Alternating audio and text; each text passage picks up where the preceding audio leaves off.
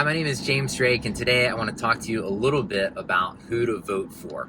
All right, I know this is a super sensitive issue, and I'm not going to talk about political parties or mention any names, but I do want to talk to you about kind of the process I've been going through, and I'd love to hear some of the process you're going through as well in the comments below.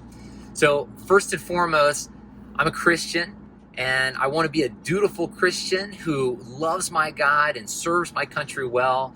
I want to make the world a better place for everyone. I don't know how else to say it. In the spirit of the Good Samaritan, that's truly the desire of my heart. And so I know that voting is really important, not only for theological reasons, but just practically because so many people laid their life down so that I have the right to vote. So I don't want to sit this out.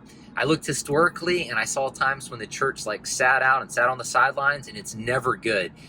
We certainly saw that about 100 years ago with slavery. The church said it was just too political, and their silence and not doing anything was actually doing a lot of things. And secondly, in Germany, when the church just sang louder as the trains roared by on their way to Auschwitz because they didn't want to get involved in politics, we are always taking a stand for something, whether we vote or don't vote. So I think that's really important. And I know a lot of people just feel like they can't vote in good conscience, but I'd want to challenge you. I'd want to challenge you in a fallen world and a fallen system to find a way to move forward as best you can.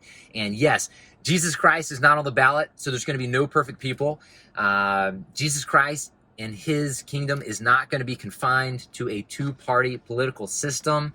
But the reality is that we are called to engage in the world in which we live. And government's a good thing. It's not a bad thing. It's a sacred sphere. I mean, ever since Genesis chapter 1, God said, I want to give you dominion over the earth. And so mankind's been called to order and to rule this world. And that is exactly what politics and government is all about. Proverbs 29, and I believe it's verse 22, says, when the righteous rule, the people rejoice, but when the wicked rule, they groan. And the reality is that ideas have consequences. And so for all of these reasons and many, many more that time won't permit me going into, I think it's really important for Christians to engage in this sacred political sphere and vote. Now, how do we go about making decisions on who to vote for? This is a sensitive subject, and there are so many issues that we could talk about, but I found three that should really unite Christians, and I believe kind of underpin all the other rights, all right? Number one is the sanctity of life, all right? Christians historically have fought for and stood for life from birth until natural death, and I think that's something so important that we continue to take a stand for. We do not want to embrace the culture of death at any level. Number two is the sacredness of marriage. A country, a society, a community for that matter, is only as strong as the families by which it's made up from. So marriage is not a social construct. It is given to us by God himself, and the church should protect it and fight for it. And last but not least is religious liberties, okay? Liberty is so important in the United States. We are all about our freedoms, and I am too. But there is one that undergirds them all, and that is religious liberty. We see it in the Declaration of Independence, where it says, we hold these truths to be self-evident, that all men were endowed by their Creator with certain inalienable rights.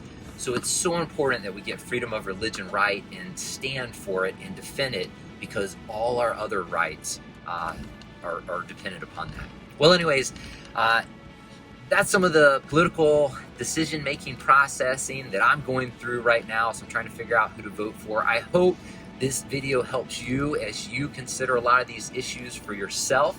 I'd love to hear what your thoughts are, what you're learning. Comment below if you found this video helpful. Share it with a friend. Regardless of the election, we as Christians are called to honor those in authority and to pray for them. And that's certainly what I plan on doing. Well, anyways, that's it. I got to go to football practice, coach my son. So God bless you guys, and go vote your values.